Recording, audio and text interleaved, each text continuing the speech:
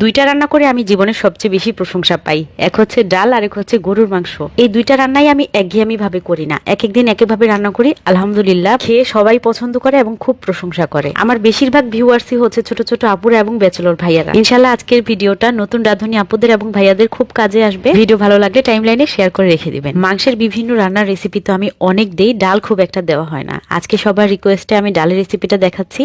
4 জনের খাওয়ার জন্য আমি এখানে হাফ কাপের চাইতে একটু বেশি হবে মুসুরের ডাল ধুয়ে পরিষ্কার করে নিয়েছি। তার মধ্যে একটু পানি দিয়ে একটা রসুনের অর্ধেকটা নিয়েছি, আর দিয়েছি একটা টমেটো, একটা কাঁচামরিচ, আধা চা চামচ হলুদের গুঁড়া, লবণ স্বাদ মতো। এখন এগুলোকে চাইলে যে কোনো পাতিলেই সেদ্ধ করে নেওয়া যাবে। আমি প্রেসার কুকারে সেদ্ধ করে নিচ্ছি, এতে রান্নাটা খুব তাড়াতাড়ি হয়ে যাবে। 15 মিনিটের মতো রান্না করেছি, আর তারপর ঢাকনাটা খুলে ডাল ঘুটনি দিয়ে একটু ঘুটে দিলাম। তারপর যেন একটু স্পষ্টভাবে দেখা যায় এজন্য আরেকটা পাতিলে ট্রান্সফার করে নিলাম। আদারওয়াইজ এটার দরকার ছিল না, প্রেসার কুকারের মধ্যেই রান্নাটা কমপ্লিট করা যেত। এখন সাথে আরো একটু পানি দিয়ে দিয়েছি, ডালটা যেন ভালোভাবে জাল করতে পারি সেজন্য। এই পর্যায়ে আমি মিডিয়াম লো হিটে ডালটাকে বেশ খানিকক্ষণ জাল করে কমিয়ে নেই। এতে করে ডালের স্বাদ কিন্তু অনেক গুণ বেড়ে যায়। এখানে ইচ্ছে মতো পানি দিয়ে ডাল 20 মিনিট থেকে শুরু করে ঘন্টা পর্যন্ত রান্না করা যায়। ডাল জাল করতে করতে যখন আমার পছন্দের ঘনত্বে চলে এসেছে, তখন পাশের চুলায় একটা প্যান গরম করে তার মধ্যে একটু রান্নার তেল, পেঁয়াজ কুচি, রসুন কুচি দিয়ে বাদামি করে ভেজে নিচ্ছি।